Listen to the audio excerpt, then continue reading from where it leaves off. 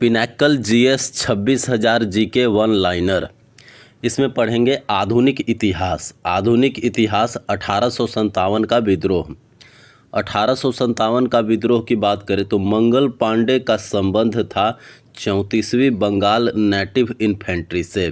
मंगल पांडे का संबंध था 34वीं बंगाल नेटिव इन्फेंट्री से। 1857 का विद्रोह कहाँ से शुरू हुआ? मेरठ से। 1857 का विद्रोह शुरू हुआ मेरठ से। बहादुर शाह जफर और उनके बेटों को ब्रिटिश अधिकारियों ने गिरफ्तार किया था हुमायूं के मकबरे से। बहादुर शाह जफर और उनके बेटों को ब्रिटिश अधिकारियों ने गिरफ्तार किया था हुमायूं के मकबरे दिल्ली से। बेगम हजरत महल ने 1857 के विद्रोह का नेतृत्व किया था कहाँ से? लखनऊ से। तात्या टोपे जिनका नाम रामचंद्र पांडुरंगा था। तात्या टोपे की हत्या हुई थी कब? 1859 में। तात्या टोपे की हत्या हुई थी 1859 में। तात्या टोपे ने 1857 विद्रोह का नेतृत्व किया था कहाँ से? कानपुर से। तात्या टोपे ने 1857 के विद्रोह का नेतृत्व किया था कानपुर से। 1857 में अंग्रेजों को हार का सामना करना पड़ा था चिनहट के युद्ध में। 1857 में अंग्रेजों को हार का सामना करना पड़ा था चिनहट के युद्ध में। कानपुर के विद्रोही नाना साहब पुत्र थे पेशवा बाजीराव द्वितीय के। कानपुर के विद्रोही नाना साहब जो है वो पुत्र थे पेशवा बाजीराव द्वितीय के। वीर कुंवर सिंह ने 1857 के विद्रोह का नेतृत्व किया बिहार से। वीर कुंवर सिंह ने 1857 के विद्रोह का नेतृत्व किया बिहार से। खान बहादुर ने 1857 के विद्रोह का नेतृत्व किया कहाँ से? बरेली से। खान बहादुर ने 1857 विद्रोह का नेतृत्व किया बरेली से। 1857 के विद्रोह में एक मुगल शासक का योगदान था बहादुर शाह द्वितीय का। 1857 के विद्रोह में बहादुर शाह द्वितीय का भी योगदान था। बहादुर शाह द्वितीय को बर्मा में निर्वासन के लिए भेजा गया 1857 के विद्रोह के बाद। मेरठ के सिपाही 11 मई 1857 को लाल किले पर मिलने पहुंचे बहादुर शाह जफर से। मेरठ के सिपाही 11 मई 1857 को लाल किले के द्वार पर मिलने पहुंचे बहादुर शाह जफर से। मंगल पांडे ने 2 ब्रिटिश अधिकारियों ह्यूजसेन और बाघ की हत्या कर दी 29 मार्च 1857 को। मंगल पांडे ने 2 ब्रिटिश अधिकारी ह्यूजसेन और बाघ की हत्या कर दी 29 मार्च 1857 को। मंगल पांडे को फांसी दी गई 8 अप्रैल 1857 को। मंगल पांडे को फांसी दी गई 8 अप्रैल 1857 को।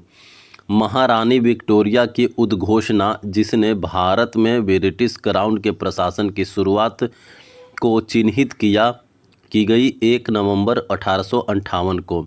महारानी विक्टोरिया की उद्घोषणा जिसने भारत में ब्रिटिश क्राउन के प्रशासन की शुरुआत को चिन्हित किया, तो महारानी विक्टोरिया का उद्घोषणा की गई कब? 1 नवंबर 1858 को। बॉम्बे दक्कन के ग्रामीण इलाकों में विद्रोह हुआ था 1875 में। बॉम्बे दक्कन के ग्रामीण इलाकों में विद्रोह हुआ था 1875 में। सिद्धू मांझी जो है वो नेता थे संथाल विद्रोह के। सिद्धू मांझी नेता थे संथाल विद्रोह के।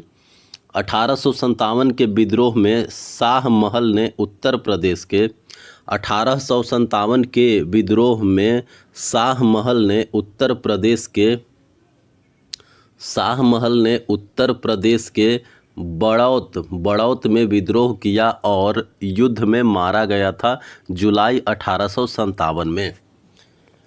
बड़ौत में विद्रोह में किया और युद्ध में मारा गया जुलाई 1857 में। 1857 के विद्रोह के दौरान भारत में ब्रिटिश महिलाओं को समर्पित पेंटिंग इन मेमोरियम चित्रित किया था जोसेफ नोएटल पैटन ने। 1857 के विद्रोह के दौरान भारत में ब्रिटिश महिलाओं को समर्पित पेंटिंग इन मेमोरियम चित्रित किया था जोसेफ नोएटल पैटन ने। 1857 के विद्रोह को अंग्रेजों ने पूरी तरह दबा दिया 1859 में। 1857 के विद्रोह को अंग्रेजों ने पूरी तरह दबा दिया 1859 में। एनफील्ड राइफलें जो 1857 के विद्रोह का तत्कालिक कारण बन गई, जिसे प्रस्तुत किया गया था हेनरी हार्डिंग के द्वारा। एनफील्ड राइफल जो है वो प्रस्तुत किया गया था हेनरी हार्डिंग के द्वारा। बंगाल सेना की पौधशाला कहा जाता है किसको? अवध को। बंगाल सेना की पौधशाला कहा जाता है अवध को। संथाल विद्रोह और 1857 के विद्रोह के दौरान अंग्रेजों की सहायता किया था महाराजा महताब चंद ने।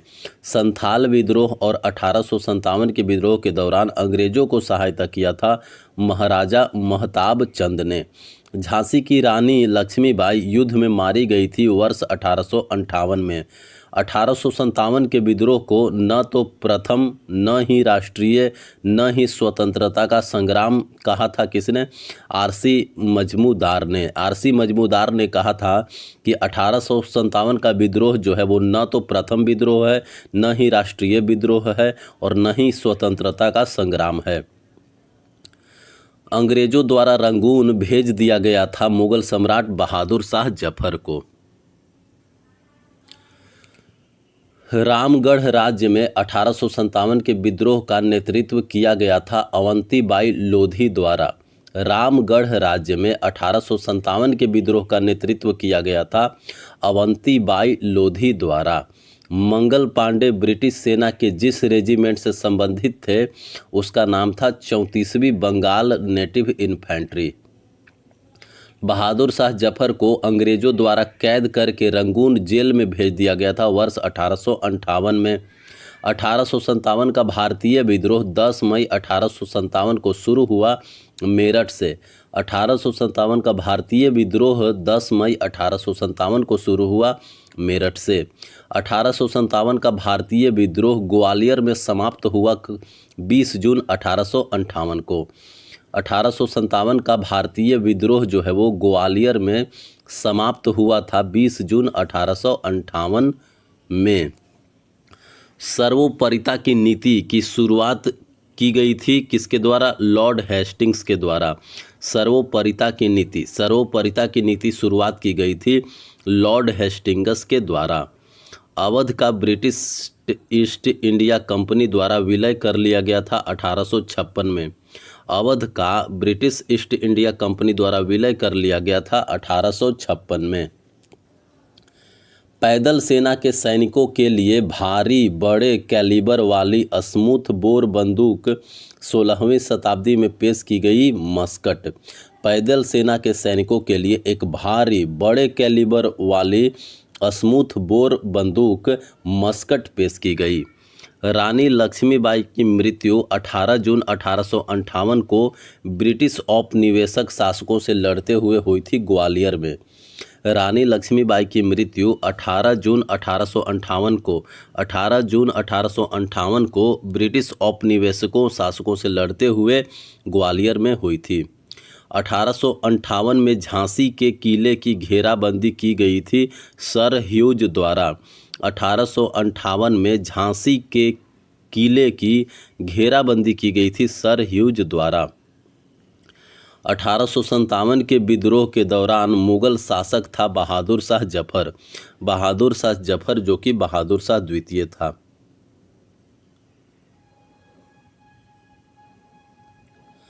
अठारह के विद्रोह के दौरान फैजाबाद के नेता कौन थे? फैजाबाद से नेतृत्व कर रहे थे मौली अहमदुल्ला।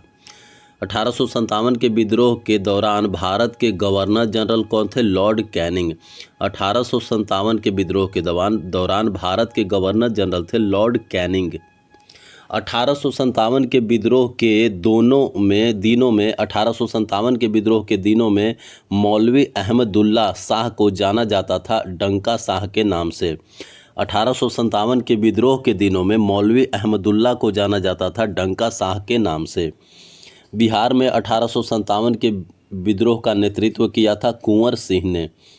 1857 के विद्रोह के दौरान भारत के गवर्नर जनरल थे लॉर्ड कैनिंग। 1857 के विद्रोह के दौरान भारत के गवर्नर जनरल थे लॉर्ड कैनिंग।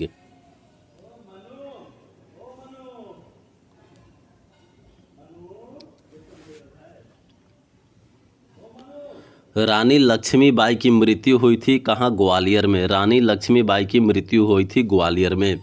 आदिवासी नेता सीताराम कंवर, आदिवासी नेता सीताराम कंवर और रघुनाथ सिंह मंडलोई भिलाला ब्रिटिश विरोधी क्रांति में शामिल हुए 1857 में। आदिवासी नेता सीताराम कंवर और रघुनाथ सिंह मंडलोई भिलाला ब्रिटिश विरोधी क्रांति में शामिल हुए 1857 में। मंगल पांडे को 1857 में ब्रिटिश अधिकारियों पर हमला करने के लिए फांसी दे दी गई बैरकपुर में। मंगल पांडे को 1857 में ब्रिटिश अधिकारियों पर हमला करने के लिए फांसी दे दी गई बैरकपुर में। तीसरा आंग्ल मैसूर युद्ध 1790 से 92 हुआ था अंग्रेज़ों और टीपू सुल्तान के बीच। तीसरा आंग्ल मैसूर युद्ध जो है वो 1790 से 92 के बीच में हुआ था अंग्रेज़ों और टीपू सुल्तान के बीच।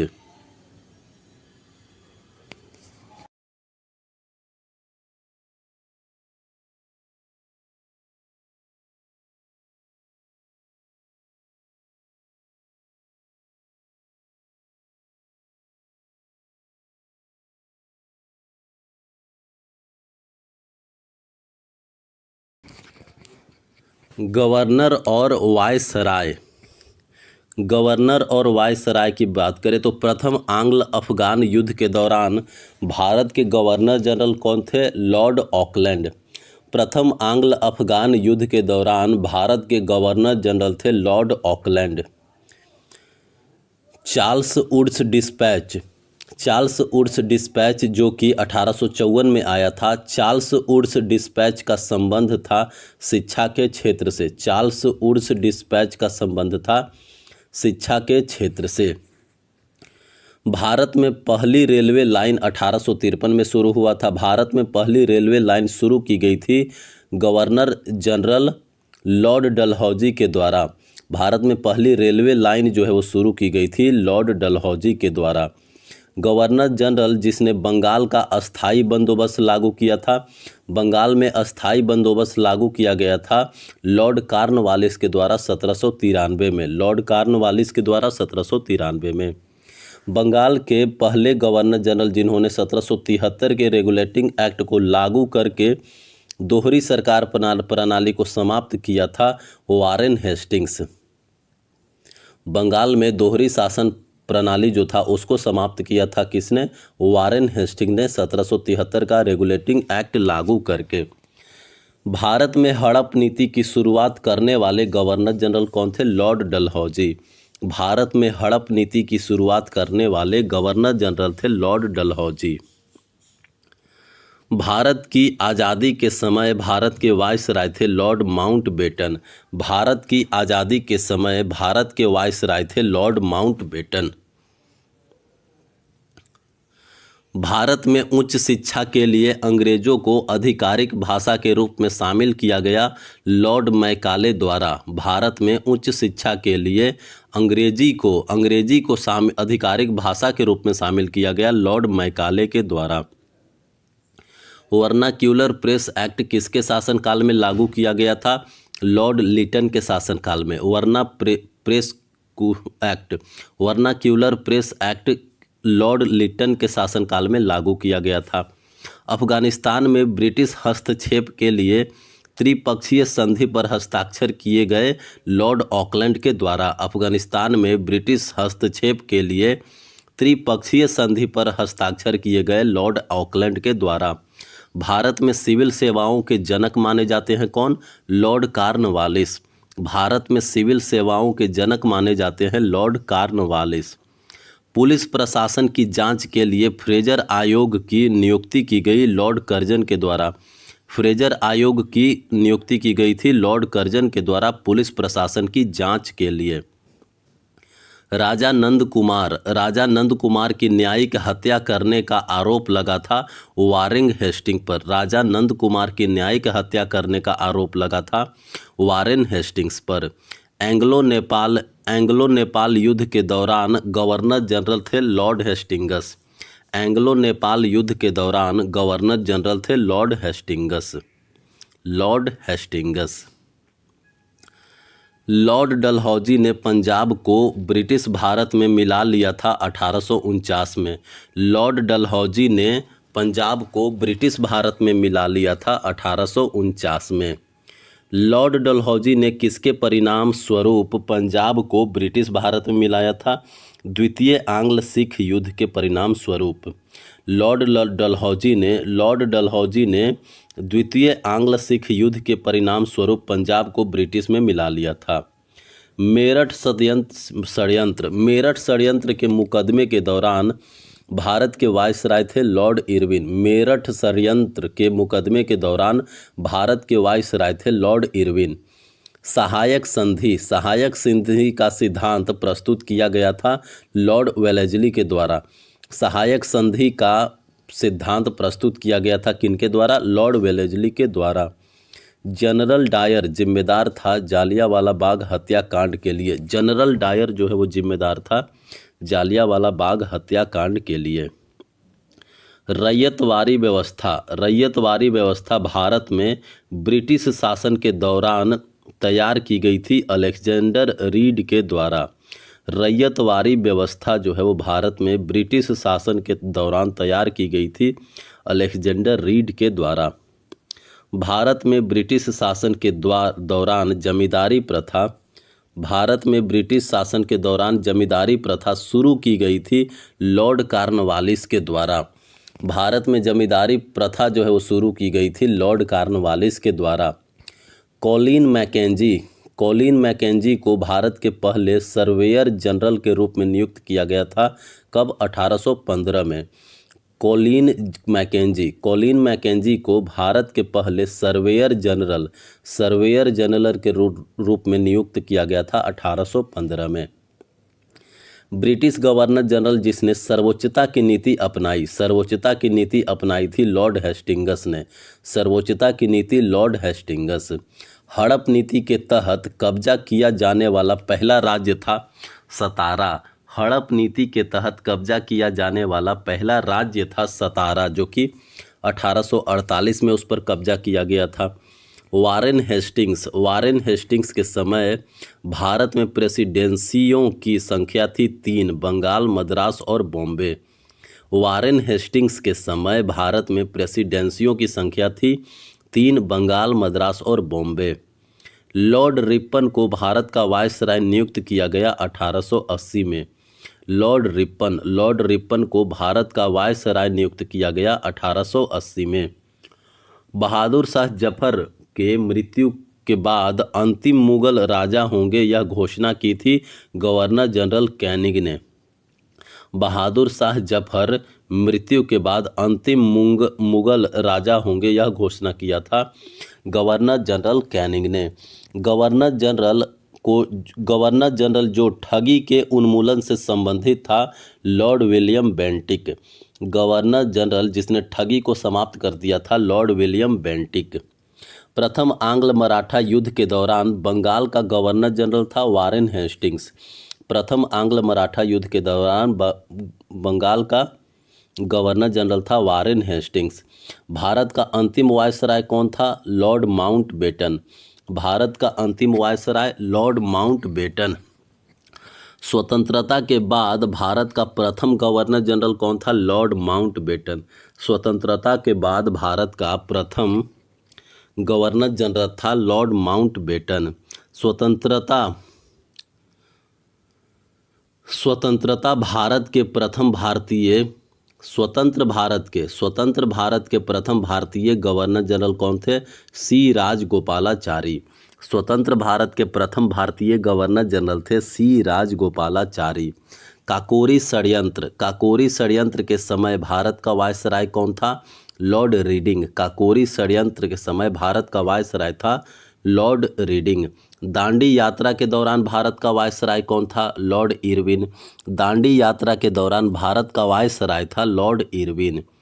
ब्रिटिश भारतीय साम्राज्य को एक धर्मनिरपेक्ष भारत और इस्लामी पाकिस्तान में विभाजित करने की घोषणा की गई थी लॉर्ड माउंटबेटन ने। सीपी इल्बर्ट परिषद के कानूनी सदस्य थे वायसराय लॉर्ड रिपन के अधीन। सीपी इल्बर्ट परिषद के कानूनी सदस्य थे वायसराय लॉर्ड रिपन के अधीन। 1819 27 के समय भारत के बम्बई प्रांत के गवर्नर थे एल्फिंस्टन। 1819-27 के समय भारत के बम्बई प्रांत के गवर्नर थे एल्फिंस्टन। राजस्व प्रशासन को न्यायिक प्रशासन से अलग करने के लिए प्रशासनिक संहिता डिजाइन की गई थी लॉर्ड कॉर्नवालिस द्वारा। राजस्व प्रशासन को न्यायिक प्रशासन से अलग करने के लिए प्रशासनिक संहिता डिजाइन की गई थी लॉर्ड कॉर्नवालिस के द्वारा। ऐतिहासिक स्मारकों के जीर्णोद्धार और संरक्षण में गहरी दिलचस्पी ली लॉर्ड कर्जन ने। ऐतिहासिक स्मारकों के जीर्णोद्धार और संरक्षण में गहरी दिलचस्पी ली लॉर्ड कर्जन ने।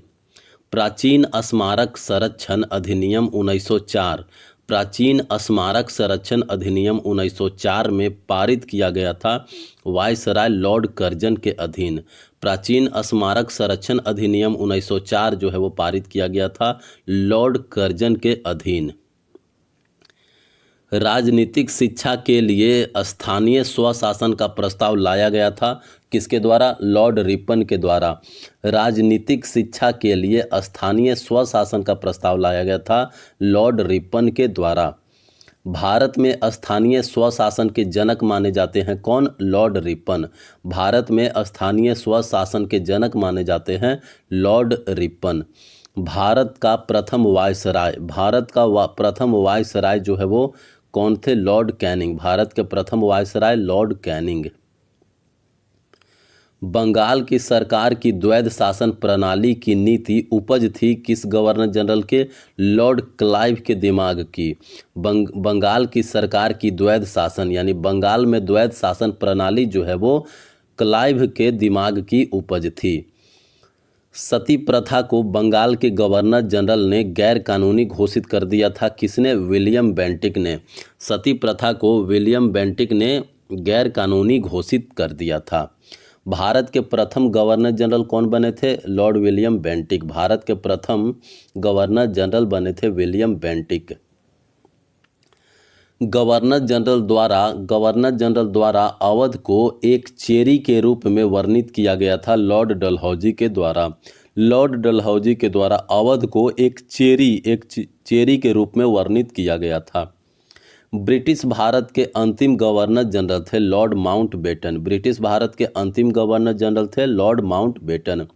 वारेन हेस्टिंगस गवर्नर जनरल थे 1773 से लेकर के 1785 तक।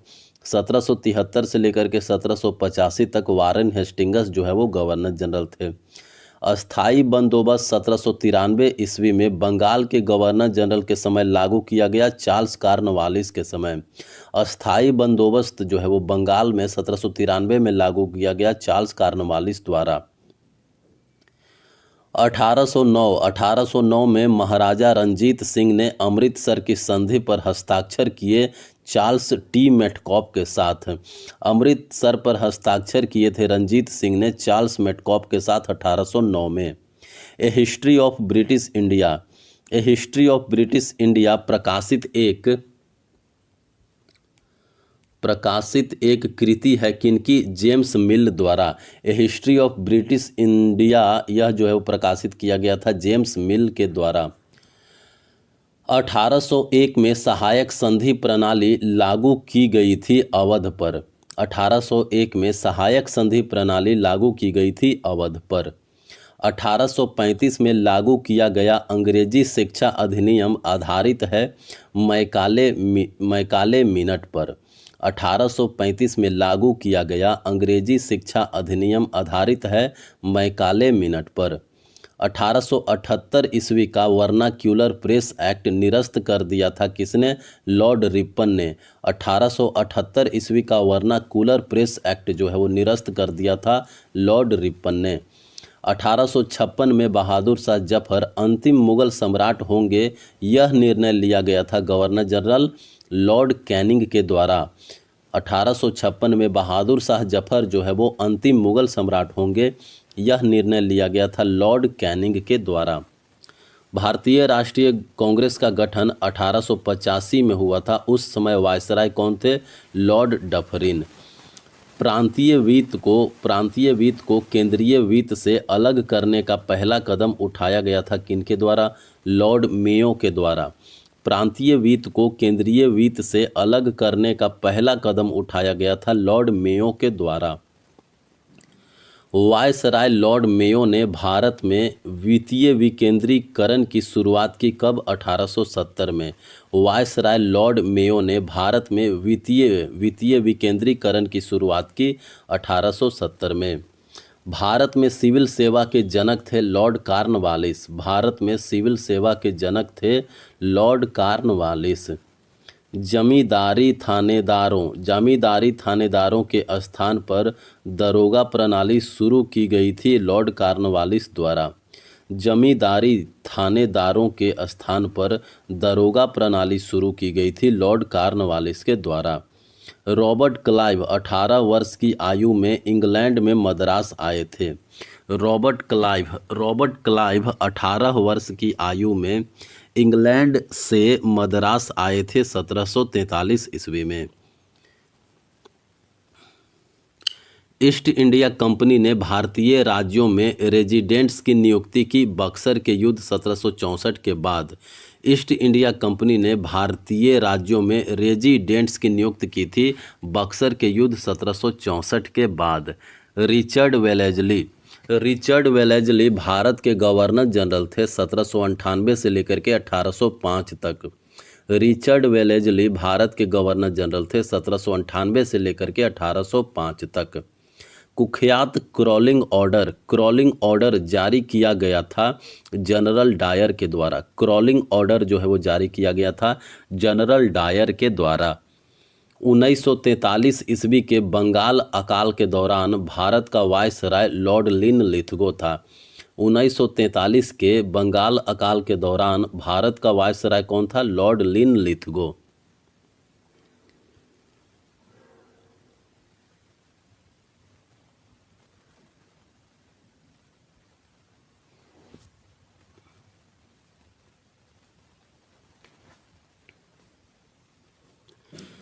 भारत में पहला मेडिकल कॉलेज स्थापित किया गया था लॉर्ड विलियम बेंटिक के काल में। भारत में पहला मेडिकल कॉलेज स्थापित किया गया था लॉर्ड विलियम बेंटिक के काल में। रॉलेट एक्ट पारित होने के दौरान ब्रिटिश भारत का वायसराय था लॉर्ड चेम्सफोर्ड। रॉलेट एक्ट पारित होने के दौरान ब्रिटिश भारत का वायसराय था लॉर्ड चेम्सफोर्ड। भारत में स्थानीय स्वशासन का जनक माना जाता है लॉर्ड रिपन। भारत में स्थानीय स्वशासन का जनक माना जाता है लॉर्ड रिपन। लॉर्ड रिपन जो है वो 1880 से लेकर के 1884 तक रहा। भारत के अंतिम वायसराय थे Lord Mountbatten. Lord Dalhousie Bharat का गवर्नर जनरल थे 1848 से लेकर के 1856 तक। लॉर्ड डलहौजी भारत के गवर्नर जनरल थे 1848 से लेकर के 56 तक। जून 1948 तक भारतीयों को सत्ता हस्तांतरित करने की घोषणा की गई थी क्लीमेंट एटली के द्वारा। जून 1948 तक भारतीयों को सत्ता हस्तांतरित करने की घोषणा की गई थी क्लीमेंट एटली के द्वारा। अवध साम्राज्य को एक चेरी जो एक दिन हमारे मुंह में गिर जाएगी के रूप में वर्णित किया था लॉर्ड डलहौजी ने। अवध को चेरी के रूप में वर्णित किया था लॉर्ड डलहौजी ने। जालियांवाला बाग हत्याकांड हुआ था वायसराय लॉर्ड चेम्सफोर्ड के कार्यकाल में। जालियांवाला बाग हत्याकांड जो हुआ था उस समय वायसराय थे लॉर्ड चेम्सफोर्ड। 1912 में जब सिविल सेवा पर रॉयल कमीशन का गठन किया गया तब वायसराय थे लॉर्ड हार्डिंग। 1912 में जब सिविल सेवा पर रॉयल कमीशन का गठन किया गया उस समय वायसराय थे लॉर्ड हार्डिंग। मद्रास प्रेसिडेंसी का गठन हुआ था लॉर्ड वेलेजली के कार्यकाल में। मद्रास प्रेसिडेंसी का गठन हुआ था लॉर्ड वेलेजली के कार्यकाल में। लॉर्ड वेलेजली ने अपने लिए एक विशाल महल गवर्नमेंट हाउस का निर्माण किया कलकत्ता में। लॉर्ड वेलेजली ने अपने लिए एक विशाल महल गवर्नमेंट हाउस का निर्माण किया कलकत्ता में। भारत के अंतिम गवर्नर जनरल और प्रथम वायसराय थे कौन? Lord Canning. भारत के अंतिम गवर्नर जनरल और प्रथम वायसराय थे लॉर्ड कैनिंग। सर्वोपरिता की नीति शुरू करने का श्रेय दिया गया था गवर्नर जनरल लॉर्ड हेस्टिंग्स को। सर्वोपरिता की नीति शुरू करने का श्रेय दिया गया था गवर्नर जनरल लॉर्ड हेस्टिंग्स को। 1947 में भारत के स्वतंत्र होने के समय ब्रिटिश भारत के वायसराय थे लॉर्ड माउंटबेटन। 1947 में भारत के स्वतंत्र होने के समय ब्रिटिश भारत के वायसराय थे लॉर्ड माउंटबेटन। भारत में सिविल सेवा के जनक के रूप में जाना जाता है लॉर्ड चार्ल्स कॉर्नवालिस को।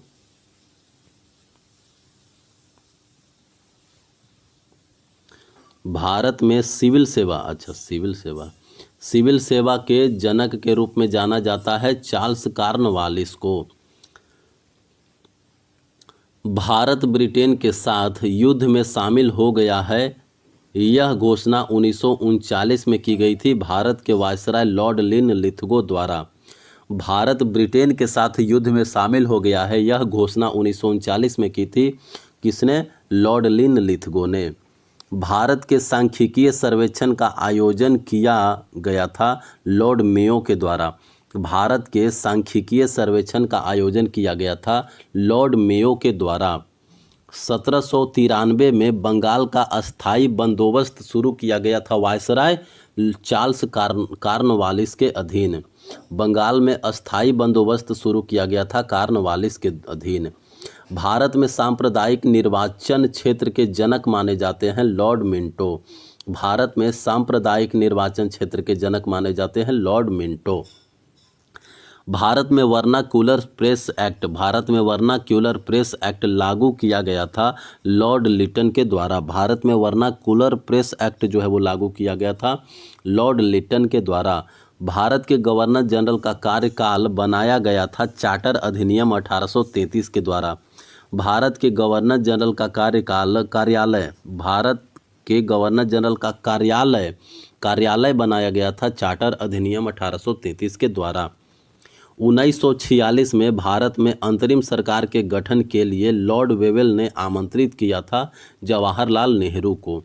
1946 में भारत में अंतरिम सरकार के गठन के लिए लॉर्ड वेवेल ने आमंत्रित किया था जवाहरलाल नेहरू को।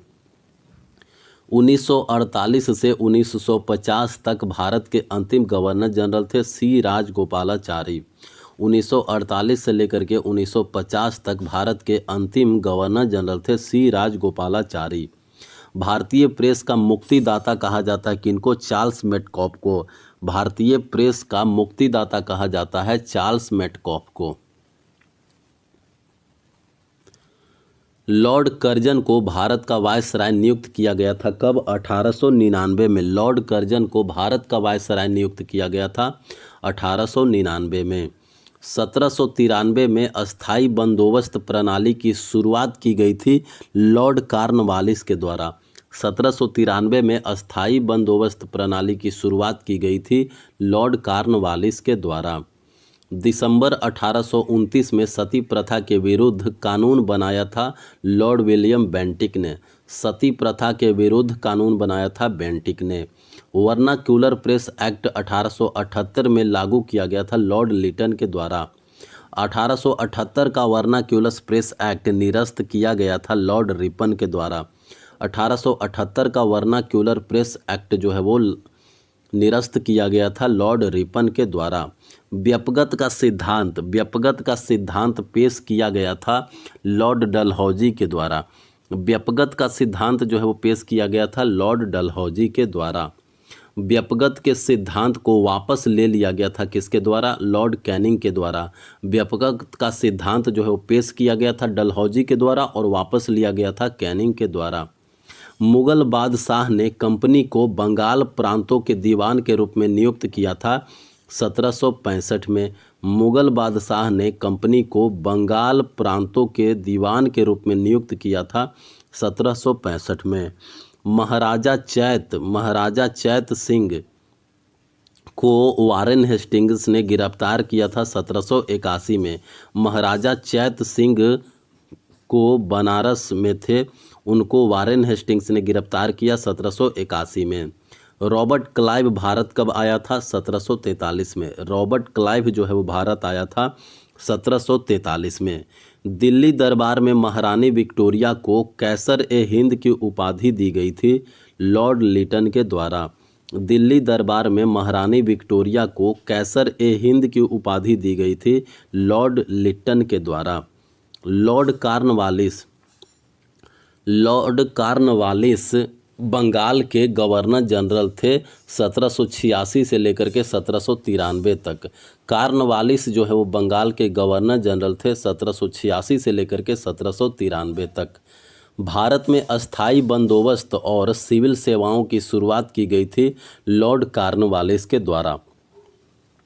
हंटर कमीशन जिसका गठन 1882 में हुआ था। हंटर कमीशन की नियुक्ति की गई थी किसके द्वारा? लॉर्ड रिपन के द्वारा। हंटर कमीशन की नियुक्ति की गई थी लॉर्ड रिपन के द्वारा। लॉर्ड लिन लिथगो ने एक घोषणा की जिसे अगस्त प्रस्ताव के नाम से जाना जाता है। कब? 1940 में। लॉर्ड लिन लिथगो ने 1940 में अगस्त प्रस्ताव लाया था। बंगाल के प्रथम गवर्नर जनरल थे कौन? Warren Hastings. बंगाल के प्रथम गवर्नर जनरल थे वारेन हेस्टिंग्स। बंगाल के गवर्नर जनरल को भारत का गवर्नर जनरल बनाया गया था 1833 के चार्टर अधिनियम के द्वारा। बंगाल के गवर्नर जनरल को भारत का गवर्नर जनरल बनाया गया था 1833 के चार्टर अधिनियम के द्वारा। प्रथम विश्व युद्ध के दौरान भारत के गवर्नर जनरल थे कौन? लॉर्ड हार्डिंग द्वितीय। प्रथम विश्व युद्ध के दौरान भारत के गवर्नर जनरल थे लॉर्ड हार्डिंग द्वितीय। राजस्व प्रशासन को न्यायिक प्रशासन से अलग करने के लिए एक कोड प्रदान किया गया था लॉर्ड कॉर्नवालिस द्वारा। राजस्व प्रशासन को न्यायिक प्रशासन से अलग करने के लिए एक कोड प्रदान किया गया था लॉर्ड कॉर्नवालिस के द्वारा। भारत के गवर्नर जनरल को पहली बार वायसराय वायसराय की उपाधि दी गई थी 1858 में। भारत के गवर्नर जनरल को पहली बार वायसराय की उपाधि दी गई थी 1858 में। प्रथम आंग्ल सिख युद्ध 1845 से 46 के बीच में हुआ। प्रथम आंग्ल सिख युद्ध के दौरान भारत के गवर्नर जनरल थे कौन? Lord Hardinge. भारत में स्थानीय स्वशासन के जनक थे कौन? Lord Ripon. लॉर्ड रिपन जो है वो वायसराय रहे 1880 से लेकर के 1884। गर्मी के मौसम में अपनी परिषद आधिकारिक तौर पर शिमला हस्तांतरित करने वाले पहले वायसराय थे जॉन लॉरेंस। गर्मी के मौसम में अपनी परिषद आधिकारिक तौर पर शिमला हस्तांतरित करने वाले पहले वायसराय थे जॉन लॉरेंस। भारतीय कृषि सेवा शुरू की गई थी लॉर्ड मिंटो द्वितीय के द्वारा। भारतीय कृषि सेवा शुरू की गई थी लॉर्ड मिंटो द्वितीय के द्वारा। वह गवर्नर जनरल जिस पर ब्रिटिश संसद द्वारा महाभियोग चलाया गया था वारेन हेस्टिंग्स। वह गवर्नर जनरल जिस पर ब्रिटिश द्वारा महाभियोग चलाया गया था वो है वारेन हेस्टिंग्स। गांधी जी की दांडी यात्रा के समय भारत का वायसराय था लॉर्ड इरविन। गांधी जी की दांडी यात्रा के समय भारत का वायसराय कौन था? Lord Irwin. इल्बर्ट बिल जो कि 1883 में आया था। इल्बर्ट बिल को प्रस्तावित किया गया था लॉर्ड रिपन के कार्यकाल में। इल्बर्ट बिल को प्रस्तावित किया गया था लॉर्ड रिपन के कार्यकाल में। वर्नाकुलर प्रेस एक्ट अधिनियम लागू किया गया था लॉर्ड लिटन के द्वारा। वर्नाकुलर प्रेस एक्ट जो है वो निरस्त किया गया था लॉर्ड रिपन के द्वारा। लॉर्ड मेयो के 1870 के प्रस्ताव में किसको सुधारने का प्रयास किया गया था? मौजूदा असमानता को। लॉर्ड मेयो के 1870 के प्रस्ताव में किसको सुधारने का प्रयास किया गया था? मौजूदा असमानता को। केंद्रीय और प्रांतीय वित्तों को अलग करने वाला पहला कदम था लॉर्ड मेयो का 1870 का संकल्प। केंद्रीय और प्रांतीय वित्तों को अलग करने वाला पहला कदम था लॉर्ड मेयो का 1870 का संकल्प। बंगाल में महालवाड़ी व्यवस्था शुरू की गई थी हॉल्ट मैकेंजी के द्वारा। बंगाल में महालवाड़ी व्यवस्था जो है वो शुरू की गई थी हॉल्ट मैकेंजी के द्वारा। बिहार के पहले British governor sir James Davis Shifton थे। बिहार के पहले ब्रिटिश गवर्नर कौन थे? Sir James David Shifton. Sindh पर विजय प्राप्त कर उस पर अधिकार कर लिया गया था नेपियर के द्वारा। सिंध पर विजय प्राप्त कर उस पर अधिकार कर लिया गया था नेपियर के द्वारा। अफगानिस्तान के प्रति आक्रामक नीति अपनाने वाला वायसराय था लॉर्ड लिटन। अफगानिस्तान के प्रति आक्रामक नीति अपनाने वाला वायसराय था लॉर्ड लिटन। ब्रिटिश अधिनियम और नीतियाँ। ब्रिटिश अधिनियम और नीतियाँ जमींदारों को एक निश्चित तिथि तक निश्चित राजस्व के लिए भूमि का स्वामित्व दिया जाता था। अस्थायी बंदोबस्त में जमींदारों को एक निश्चित तिथि तक निश्चित राजस्व के लिए भूमि का स्वामित्व दिया जाता था। अस्थायी बंदोबस्त में लॉर्ड लिटन ने भारतीय शस्त्र अधिनियम पारित किया 1878 में। लॉर्ड लिटन ने भारतीय शस्त्र अधिनियम पारित किया 1878 में। आर्म्स एक्ट 1878 और वर्नाक्यूलर प्रेस एक्ट 1878 पारित किए गए थे वायसराय लॉर्ड लिटन के द्वारा। आर्म्स एक्ट 1878 भी पारित किया गया था लॉर्ड लिटन के द्वारा। वर्नाक्यूलर प्रेस एक्ट 1878 पारित किया गया था लॉर्ड लिटन के द्वारा। मूल निवासी विवाह अधिनियम पारित किया गया था 1872 में। मूल निवासी विवाह अधिनियम पारित किया गया था 1872 में। 1878 का वर्नाक्यूलर प्रेस अधिनियम आधारित था आयरिश प्रेस कानूनों पर।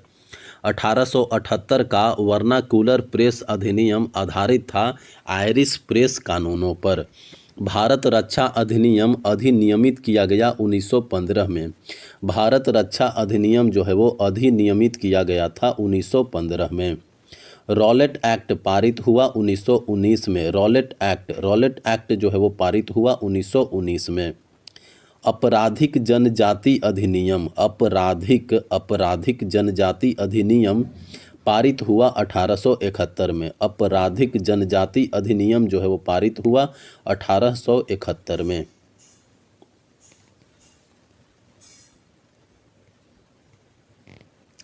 बंगाल सती विनियमन अधिनियम पारित हुआ 1829 में। बंगाल सती विनियमन जो है वो अधिनियम पारित हुआ 1829 में। जाति विकलांगता निवारण अधिनियम पारित किया गया 1850 में।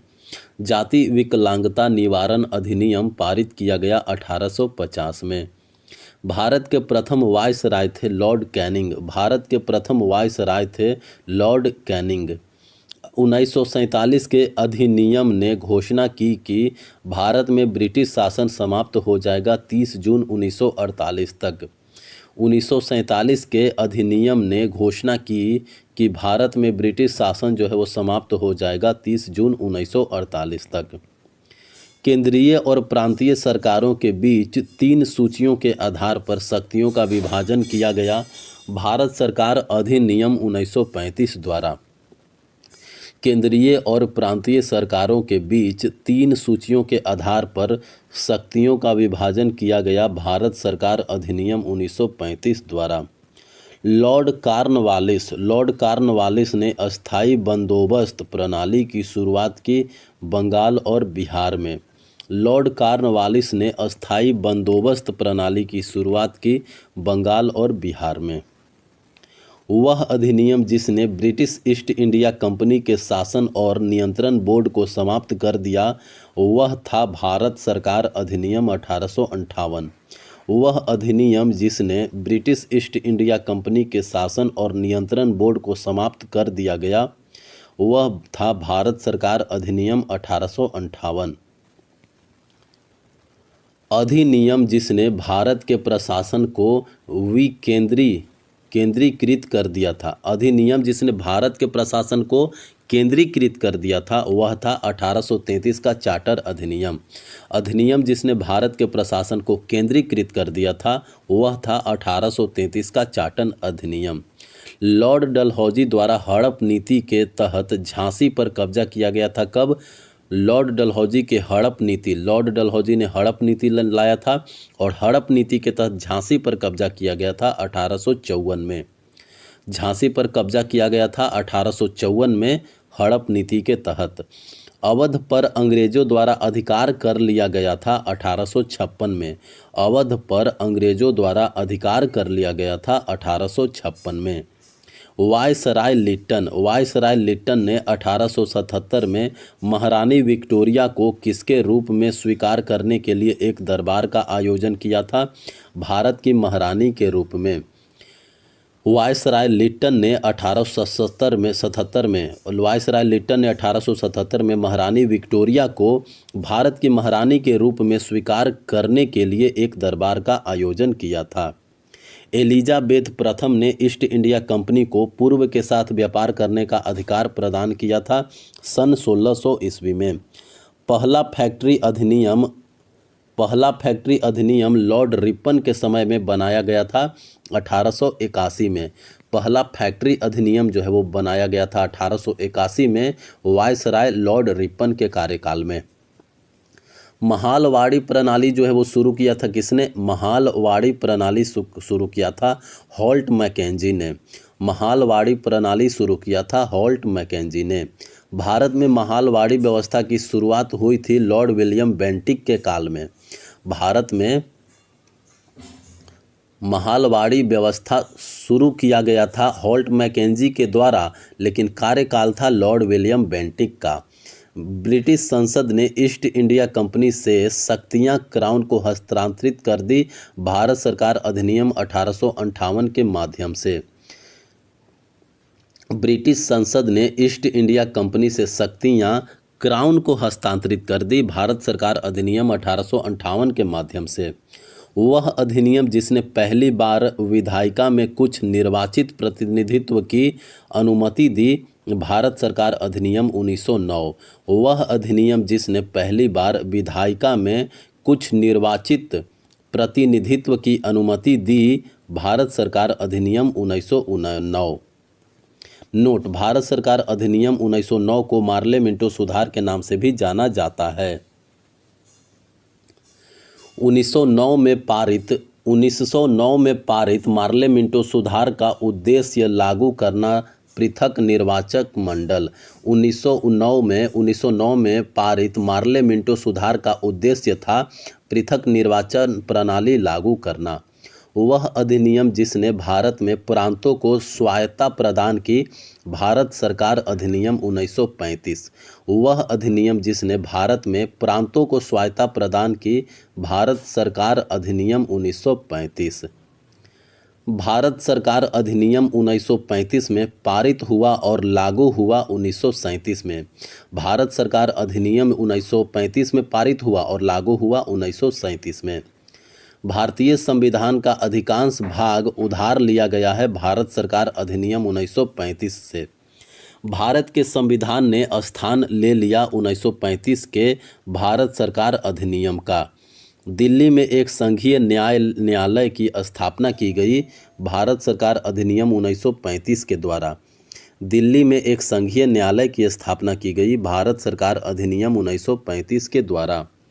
प्रांतों में द्वैध शासन प्रणाली को समाप्त कर दिया गया भारत सरकार अधिनियम 1935 के द्वारा। प्रांतों में द्वैध शासन प्रणाली जो है वो समाप्त कर दिया गया भारत सरकार अधिनियम 1935 के द्वारा।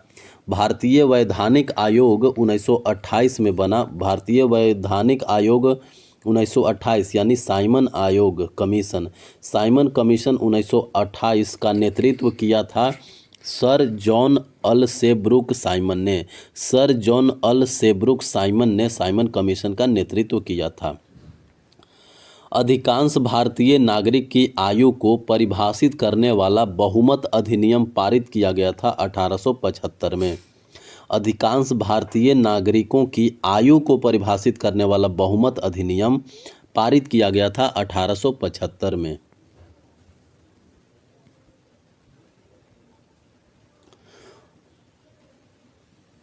1882 का भारतीय शिक्षा आयोग नियुक्त किया गया था किसके द्वारा? लॉर्ड रिपन के द्वारा। 1882 का भारतीय शिक्षा आयोग जो है वो नियुक्त किया गया था लॉर्ड रिपन के द्वारा। कलकत्ता विश्वविद्यालय की समस्या का कलकत्ता विश्वविद्यालय की समस्याओं का निरीक्षण करने के लिए सैडलर आयोग की नियुक्ति की गई थी। कब? 1917 में। कलकत्ता विश्वविद्यालय की समस्याओं का निरीक्षण करने के लिए सैडलर आयोग की नियुक्ति की गई थी 1917 में। रैयतवाड़ी व्यवस्था शुरू की गई थी किसके द्वारा? सर थॉमस मुनरो के द्वारा।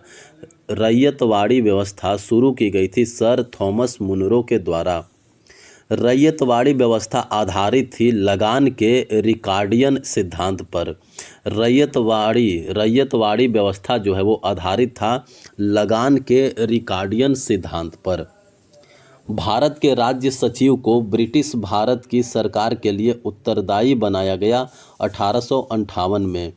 भारत के राज्य सचिव को ब्रिटिश भारत की सरकार के लिए उत्तरदायी बनाया गया 1858 में। बंगाल के गवर्नर जनरल को भारत का गवर्नर जनरल बनाया गया चार्टर अधिनियम 1853 के तहत। बंगाल के गवर्नर जनरल को भारत का गवर्नर जनरल बनाया गया चार्टर अधिनियम 1853 के तहत। 1853 के तहत कि 1833 के तहत। वर्नाकुलर प्रेस अधिनियम ब्रिटिश भारत में लागू किया गया 1878 में। वर्नाक्यूलर प्रेस अधिनियम ब्रिटिश भारत में लागू किया गया था 1878 में। ब्रिटिश भारत में ईस्ट इंडिया कंपनी का शासन समाप्त कर दिया गया। भारत सरकार अधिनियम 1858 में। कैबिनेट मिशन भारत आया था कब? 1946 में। कैबिनेट मिशन जो है वो भारत आया था 1946 में। मोंटेग्यू चेम्सफोर्ड सुधारों ने प्रांतों में द्वैध शासन की शुरुआत की। भारत सरकार अधिनियम 1919 के तहत। मोंटेग्यू चेम्सफोर्ड सुधारों ने प्रांतों में द्वैध शासन की शुरुआत की। भारत सरकार अधिनियम 1919 के तहत। भू राजस्व प्रबंधन के उपाय के रूप में अस्थायी बंदोबस्त की शुरुआत की गई थी लॉर्ड कॉर्नवालिस द्वारा। भू राजस्व प्रबंधन के उपाय के रूप में अस्थायी बंदोबस्त शुरुआत की गई थी लॉर्ड कॉर्नवालिस के द्वारा।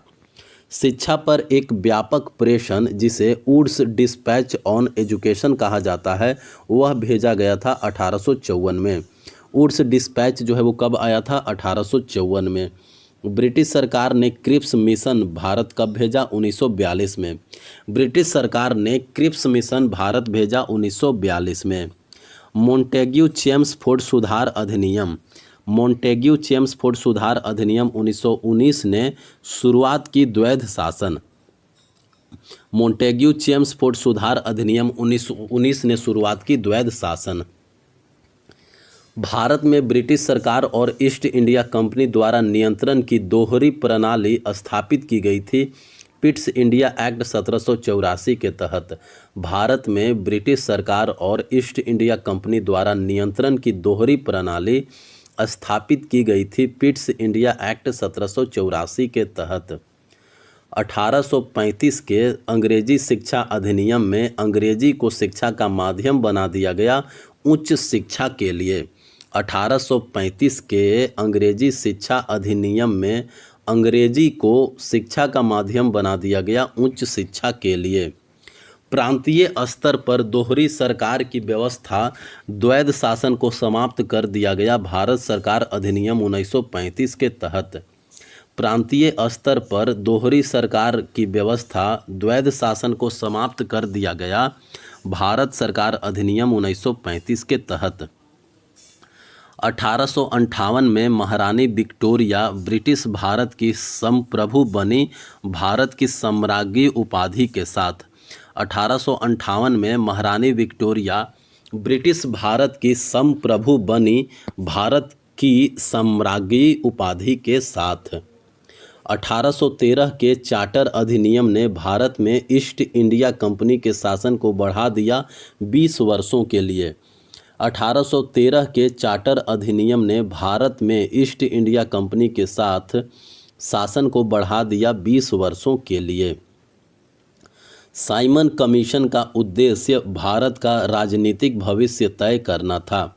साइमन कमीशन का उद्देश्य भारत का राजनीतिक भविष्य तय करना था। चार्टर अधिनियम 1793 के नाम से भी जाना जाता है किसको? ईस्ट इंडिया कंपनी अधिनियम 1793।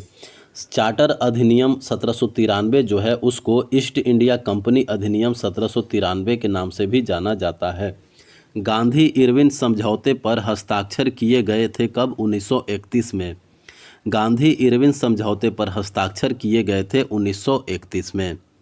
चंपारण कृषि कानून ब्रिटिश सरकार द्वारा पारित किया गया था 1918 में। चंपारण कृषि कानून जो है वो ब्रिटिश सरकार द्वारा पारित किया गया था 1918 में। रेगुलेटिंग एक्ट 1773 पारित किया गया था ब्रिटिश संसद के द्वारा। रेगुलेटिंग एक्ट 1773 पारित किया गया था ब्रिटिश संसद के द्वारा। रेगुलेटिंग एक्ट 1773 नियंत्रित करने के लिए पारित किया गया था ईस्ट इंडिया कंपनी के क्षेत्रों को। रेगुलेटिंग एक्ट 1773 नियंत्रित करने के लिए पारित किया गया था ईस्ट इंडिया कंपनी के क्षेत्रों को। भारतीयों को हथियार रखने की अनुमति न देने वाला शस्त्र अधिनियम 1878 में पारित किया गया था लॉर्ड लिटन के द्वारा। भारतीयों को हथियार रखने की अनुमति न देने वाला शस्त्र अधिनियम 1878 में पारित किया गया था लॉर्ड लिटन के द्वारा।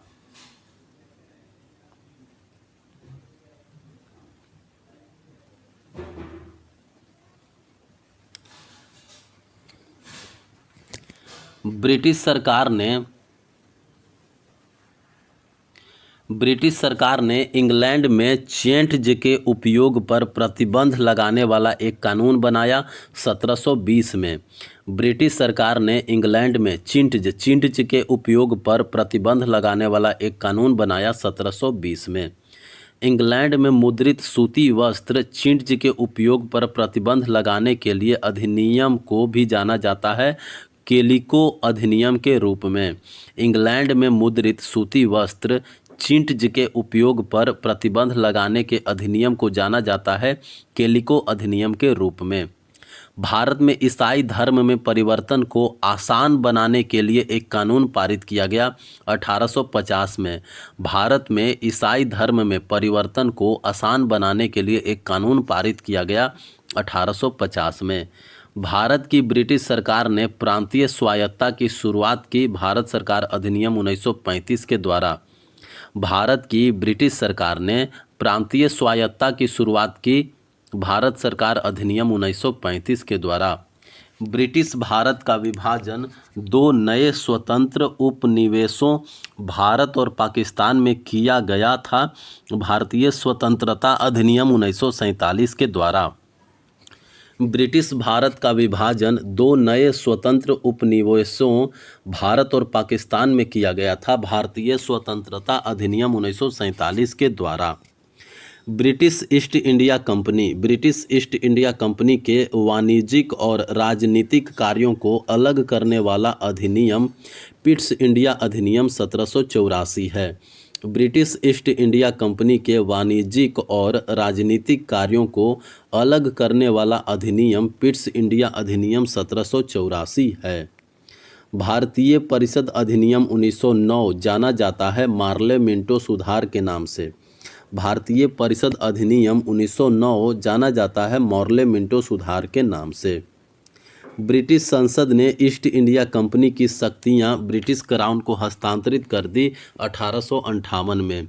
ब्रिटिश संसद ने ईस्ट इंडिया कंपनी की शक्तियां ब्रिटिश क्राउन को हस्तांतरित कर दी 1858 में।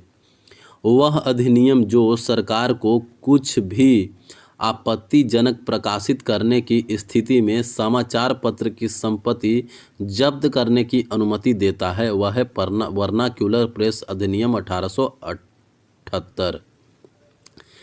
भारतीय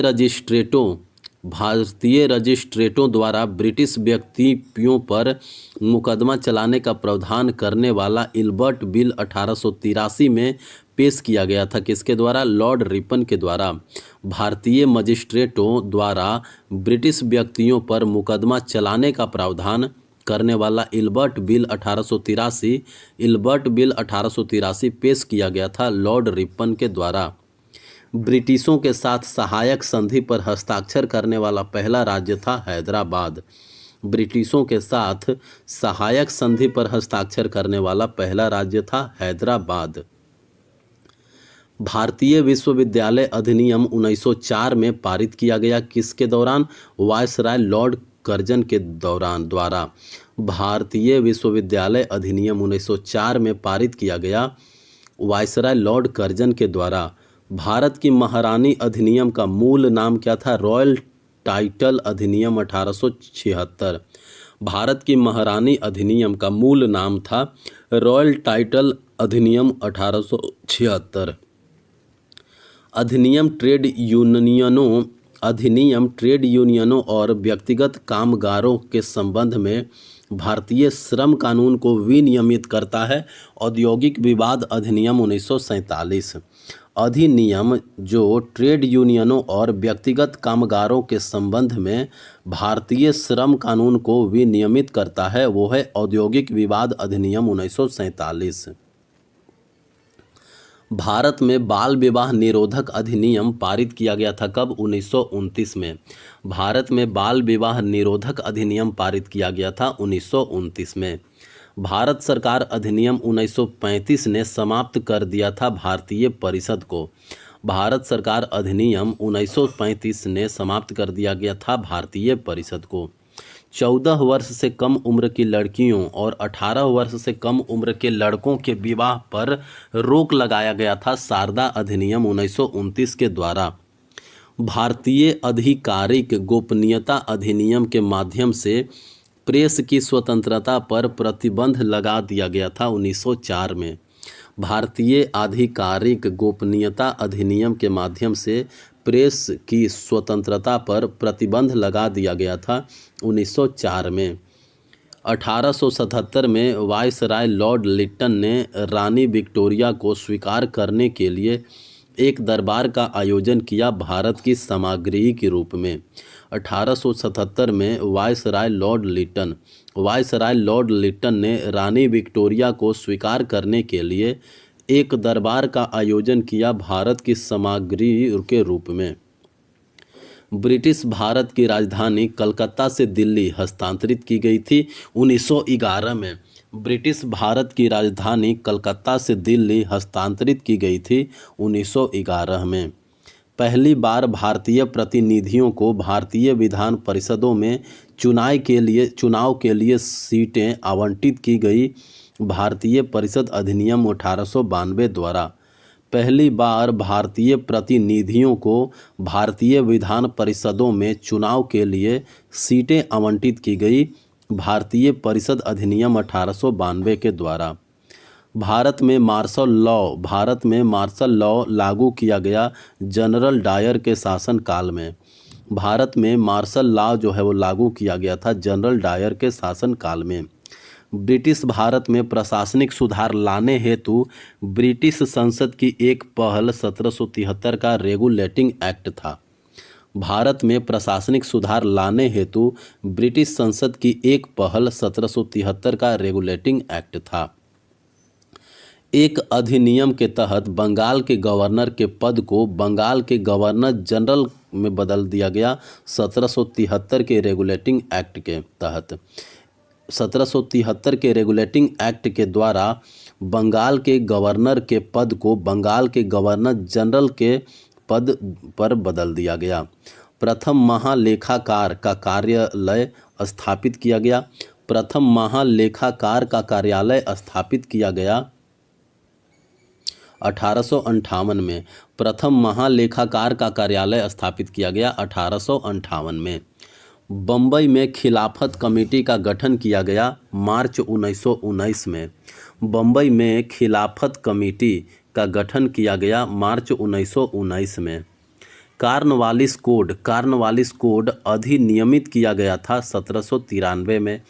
कार्नवालिस कोड अधिनियमित किया गया था कब? 1793 में।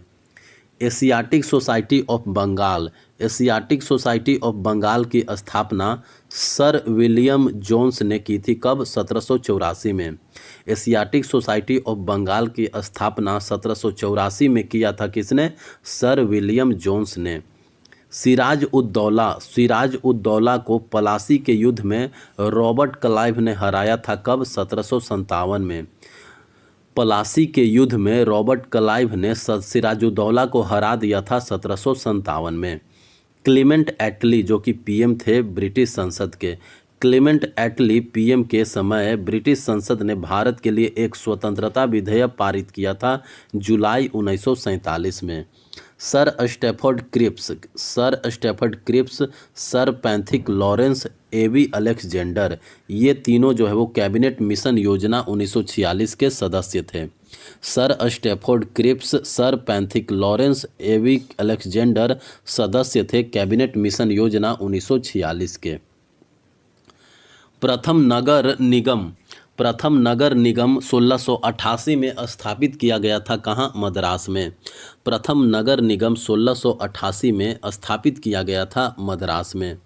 जवाहरलाल नेहरू ने भारत सरकार अधिनियम 1935 को कहा था गुलामी का एक नया चार्टर। जवाहरलाल नेहरू ने भारत सरकार अधिनियम 1935 को कहा था गुलामी का एक नया चार्टर। 1919 की जालियांवाला बाग हत्याकांड की जांच के लिए गठित आयोग था हंटर आयोग। 1919 की जालियांवाला बाग हत्याकांड की जांच के लिए गठित आयोग था हंटर आयोग। वह अधिनियम जिसके द्वारा ईस्ट इंडिया कंपनी के शासन को समाप्त कर दिया गया था भारत सरकार अधिनियम 1858। वह अधिनियम जिसके द्वारा ईस्ट इंडिया कंपनी के शासन को समाप्त कर दिया गया था भारत सरकार अधिनियम 1858। भारत सरकार अधिनियम 1919 पारित किया गया था एडविन मोंटेग्यू की सिफारिश पर। भारत सरकार अधिनियम 1919 पारित किया गया था एडविन मोंटेग्यू की सिफारिश पर। भारत सरकार अधिनियम 1919 पारित किया गया था लॉर्ड चेम्सफोर्ड के द्वारा। भारत सरकार अधिनियम 1919 पारित किया गया था लॉर्ड चेम्सफोर्ड के द्वारा। साइमन कमीशन भारत में आया था 1928 में। साइमन कमीशन भारत में आया था 1928 में। बिना मुकदमे के कारावास उठाया गया कदम था रॉलेट एक्ट के तहत। बिना मुकदमे के कारावास उठाया गया कदम था रॉलेट एक्ट के तहत। बॉम्बे डेक्कन में पहला राजस्व बंदोबस्त लागू हुआ था 1820 में। बॉम्बे डेक्कन में पहला राजस्व बंदोबस्त लागू हुआ था 1820 में। भारत को 2 भागों में विभाजित किया जाएगा, यह प्रावधान था भारतीय स्वतंत्रता अधिनियम 1947 का। भारत को 2 भागों में विभाजित किया जाएगा, यह प्रावधान था भारतीय स्वतंत्रता अधिनियम 1947 का। भारत में राजस्व एकत्र करने की एक विधि महालवाड़ी प्रणाली विकसित की गई थी हॉल्ट मैकेंजी के द्वारा। भारत में राजस्व एकत्र करने की एक विधि महालवाड़ी प्रणाली विकसित की गई थी हॉल्ट मैकेंजी के द्वारा। 1860 में अधिनियमित भारतीय दंड संहिता का मसौदा तैयार करने वाले आयोग की अध्यक्षता की थी किसने? लॉर्ड मैकाले ने। 1860 में अधिनियमित भारतीय दंड संहिता का मसौदा तैयार करने वाले आयोग की अध्यक्षता की थी लॉर्ड मैकाले ने। Lord Pethick Lawrence, AV Alexander, sir Stafford Cripps सदस्य थे कैबिनेट मिशन के। प्रांतों में उत्तरदायी सरकार का प्रावधान किया गया था 1935 के अधिनियम में। प्रांतों में उत्तरदायी सरकार का प्रावधान किया गया था 1935 के अधिनियम में। भारत में कंपनी के व्यापार एकाधिकार को समाप्त कर दिया गया और इसे चाय को छोड़कर सभी ब्रिटिश विषयों के लिए खोल दिया गया 1813 का चार्टर एक्ट के तहत।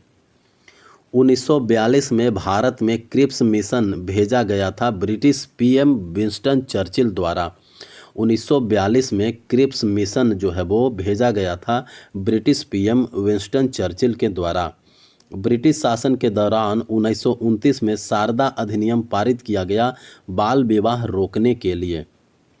1909 में पहली बार मुसलमानों के लिए अलग निर्वाचन क्षेत्र की शुरुआत की गई थी मार्ले मिंटो सुधार के द्वारा। 1909 में पहली बार मुसलमानों के लिए अलग निर्वाचन क्षेत्र की शुरुआत की गई थी मार्ले मिंटो सुधार के द्वारा। ब्रिटिश प्रधानमंत्री लॉर्ड नॉर्थ की अध्यक्षता वाली समिति की रिपोर्ट पर आधारित ब्रिटिश प्रधानमंत्री लॉर्ड नॉर्थ की अध्यक्षता वाली समिति की रिपोर्ट पर आधारित भारत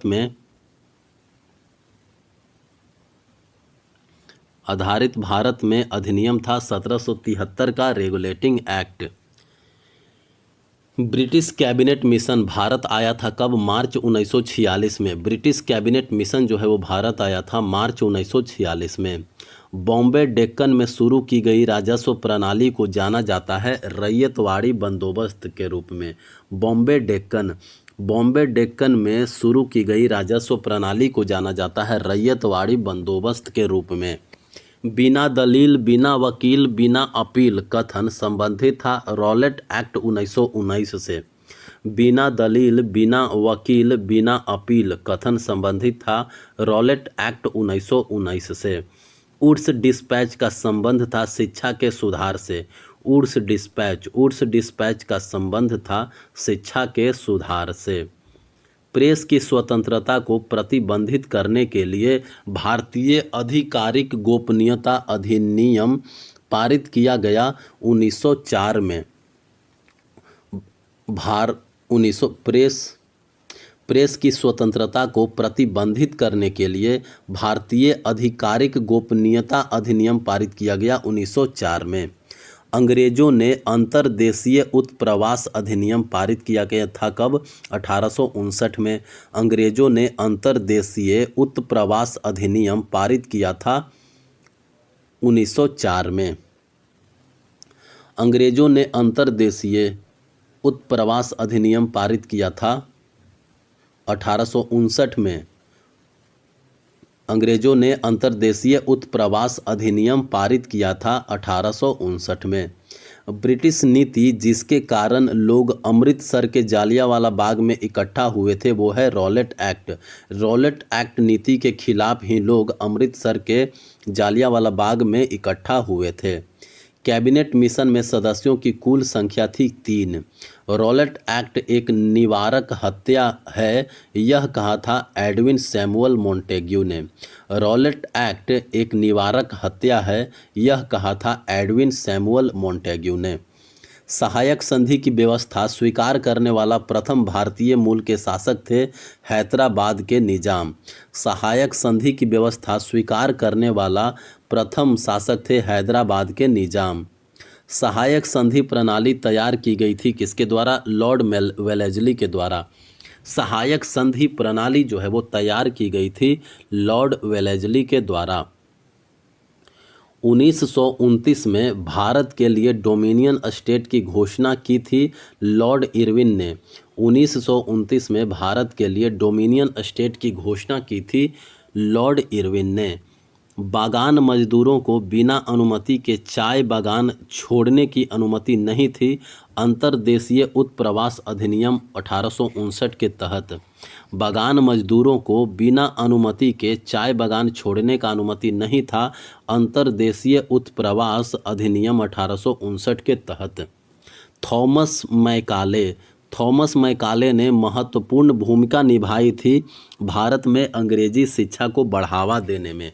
थॉमस मैकाले ने महत्वपूर्ण भूमिका निभाई थी भारत में अंग्रेजी शिक्षा को बढ़ावा देने में। भारत और पाकिस्तान को 2 स्वतंत्र राष्ट्रों में विभाजित किया गया भारतीय स्वतंत्रता अधिनियम 1947 द्वारा। भारत और पाकिस्तान को 2 स्वतंत्र राष्ट्रों में विभाजित किया गया भारतीय स्वतंत्रता अधिनियम 1947 के द्वारा।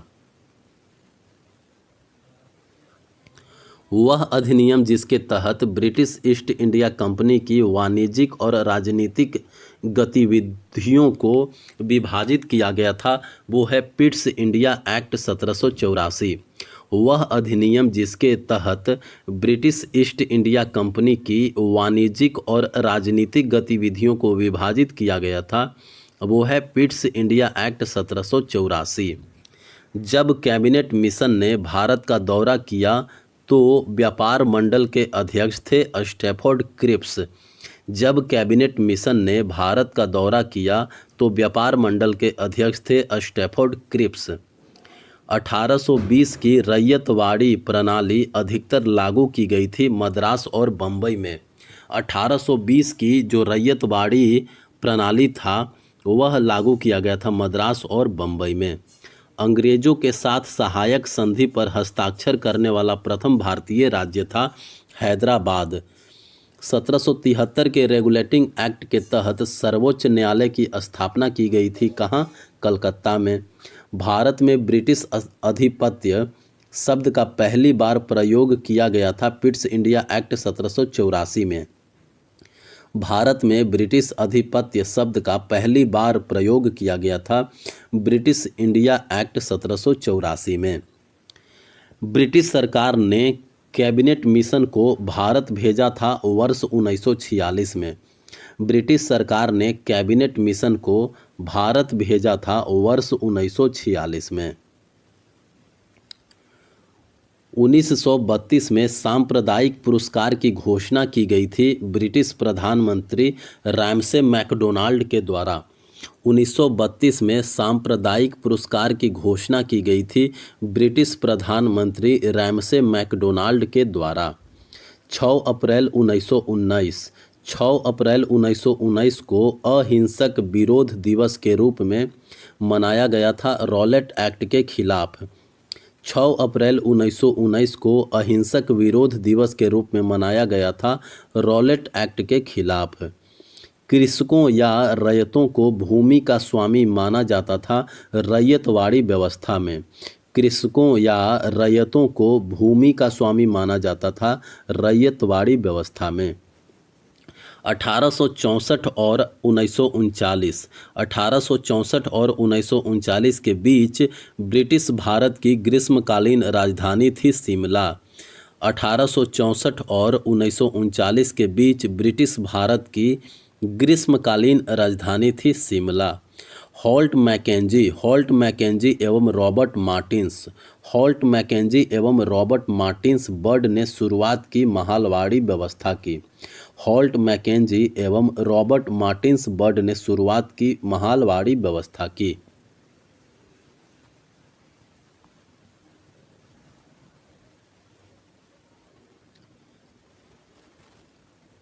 भारत में ब्रिटिश शासन के दौरान रैयतवाड़ी व्यवस्था तैयार की गई थी अलेक्जेंडर रीड और थॉमस मुनरो के द्वारा।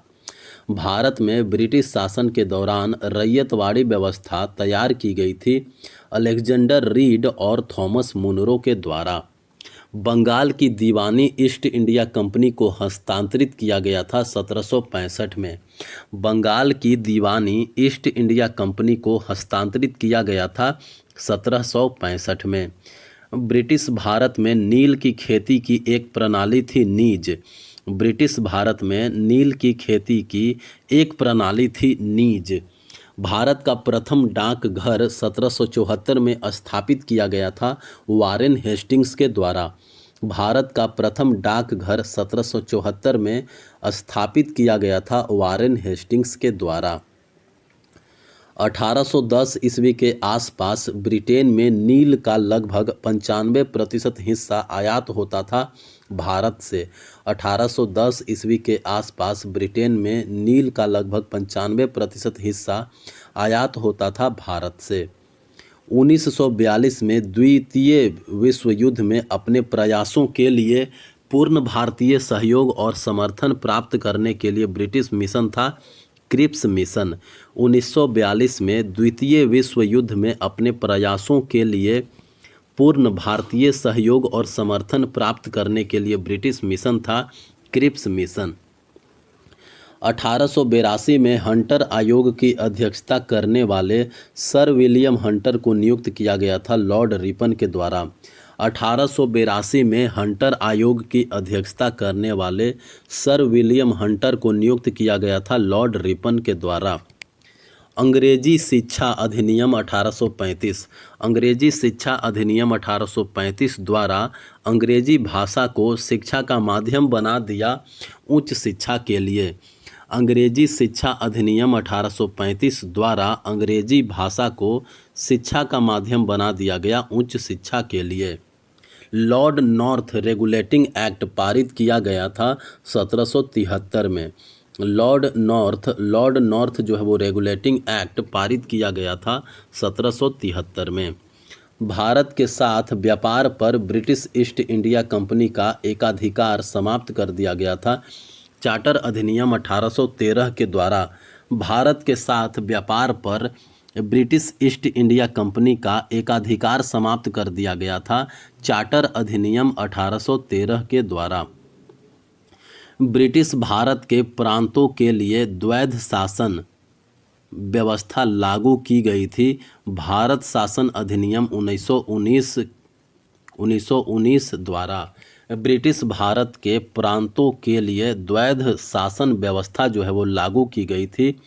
भारत शासन अधिनियम 1919 द्वारा महात्मा गांधी ने क्रिप्स मिशन को कहा था post dated cheque. Mahatma Gandhi ने क्रिप्स मिशन को कहा था पोस्ट डेटेड चेक।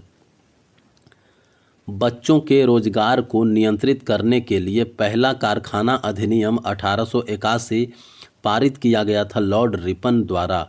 बच्चों के रोजगार को नियंत्रित करने के लिए पहला कारखाना अधिनियम 1881 पारित किया गया था लॉर्ड रिपन के द्वारा। 1800 में कोलकाता का फोर्ट विलियम कॉलेज के संस्थापक कौन थे? फोर्ट विलियम कॉलेज के संस्थापक थे Richard Wellesley. Simon commission Bharat आया था कब? 1928 में। साइमन कमीशन भारत आया था 1928 में। केंद्र में द्वैध शासन लागू किया गया था भारत शासन अधिनियम 1935 द्वारा। केंद्र में द्वैध शासन जो है वो लागू किया गया था भारत शासन अधिनियम 1935 द्वारा। भू राजस्व व्यवस्था जिसे मुनरो प्रणाली के नाम से भी जाना जाता है रैयतवाड़ी व्यवस्था कहलाता है। भू राजस्व व्यवस्था जिसे मुनरो प्रणाली के नाम से भी जाना जाता है रैयतवाड़ी व्यवस्था। भारत में साइमन कमीशन का स्वागत किस नारे के साथ किया गया था? Go back Simon commission. Bharat में साइमन कमीशन का स्वागत किया गया था किस नारे के साथ? Go back Simon. भारत छोड़ो एवं साइमन वापस जाओ के नारे दिए थे किसने? यूसुफ मेहर अली ने। भारत छोड़ो एवं साइमन वापस जाओ इसके नारे दिए थे यूसुफ मेहर अली ने। सर जॉन लॉरेंस ने आधिकारिक तौर पर शिमला को ब्रिटिश भारत की ग्रीष्मकालीन राजधानी घोषित किया था 1864 में।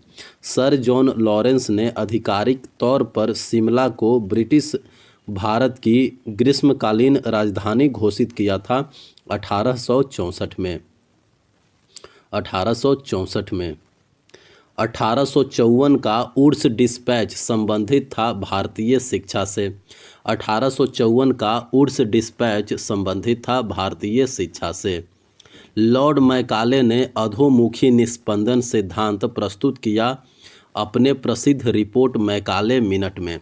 लॉर्ड मैकाले ने अधोमुखी निस्पंदन सिद्धांत प्रस्तुत किया था अपने प्रसिद्ध रिपोर्ट मैकाले मिनट में। पिट्स इंडिया एक्ट पारित हुआ था वर्ष 1784 में। पिट्स इंडिया एक्ट पारित हुआ था वर्ष 1784 में। इल्बर्ट बिल अधिनियम लॉर्ड रिपन द्वारा प्रस्तुत किया गया था 1883 में। इल्बर्ट बिल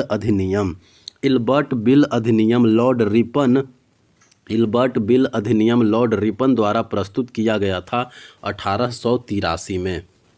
भारतीय राज्यों में ईस्ट इंडिया कंपनी के अधिकारियों या राजनीतिक एजेंटों को कहा जाता था ब्रिटिश रेजिडेंट। भारतीय राज्यों में ईस्ट इंडिया कंपनी के अधिकारियों या राजनीतिक एजेंटों को भारतीय राज्यों में ईस्ट इंडिया कंपनी के अधिकारियों या राजनीतिक एजेंटों को कहा जाता था ब्रिटिश रेजिडेंट। मुसलमानों के लिए पृथक निर्वाचक मंडल की शुरुआत की गई थी। मार्ले मिंटो सुधार 1909 में मुसलमानों के लिए पृथक निर्वाचक मंडल की शुरुआत की गई थी। मार्ले मिंटो सुधार 1909 में। रॉलेट एक्ट संबंधित है जालियांवाला बाग हत्याकांड से। जालियांवाला बाग हत्याकांड हुआ था कब? 13 अप्रैल 1919 में। जालियांवाला बाग हत्याकांड हुआ था 13 अप्रैल 1919 को। 11 भारतीय राज्यों में पहली बार चुनाव हुए थे लॉर्ड लिनलिथगो के शासनकाल में। 11 भारतीय राज्यों में पहली बार चुनाव हुए थे लॉर्ड लिनलिथगो के शासनकाल में। ईस्ट इंडिया कंपनी का चीन के व्यापार का एकाधिकार समाप्त हुआ 1833 में। ईस्ट इंडिया कंपनी का चीन के व्यापार का एकाधिकार समाप्त हुआ 1833 में। पहली बार प्रांतीय चुनाव 1937 में आयोजित किए गए थे भारत सरकार अधिनियम 1935 के तहत। पहली बार प्रांतीय चुनाव 1937 में आयोजित किए गए थे भारत सरकार अधिनियम 1935 के तहत।